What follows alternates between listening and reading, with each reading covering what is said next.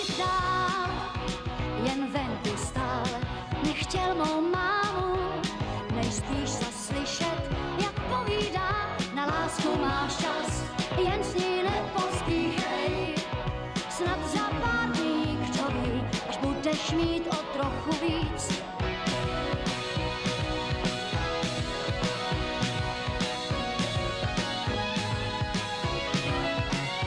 Tak tam stáli on a náš dům vedle sebe téměř rok, dva, snad díl. Pak se zbalil, šel pryč a dům stál. Nechal u nás důlek a slyšel ještě, když odcházel.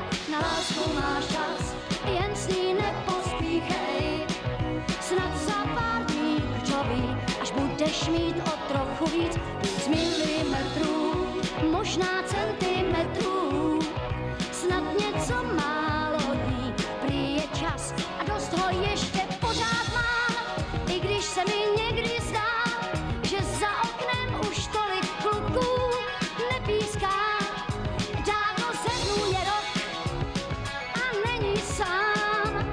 A z centimetrů je metr a dáma máma říká. Na lásku máš čas, jen s ní nepospíchej. Snad za pár dní, kdo ví, až budeš mít o trochu víc. Dost dávno už mám občanku, prodlouženou párkrát pod 13, nic moc, ještě pár let, možná ještě víc.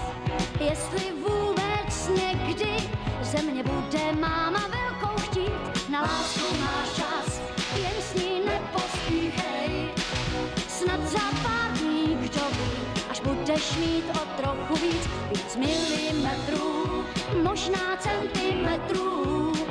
Snad něco málo dní, prý je čas a dost ho ještě pořád mám. I když se mi někdy zdá, že za oknem už tolik kluků nepíská. Dávno se dnů je rok a není sám. A z centimetrů je metr a dáma máma říká. Na lásku máš čas, jen s ní nepospíchej. Snad za pár dní, kdo ví, až budeš mít o trochu víc. Na lásku máš čas, jen s ní nepospíchej. Snad za pár dní, kdo ví, až budeš mít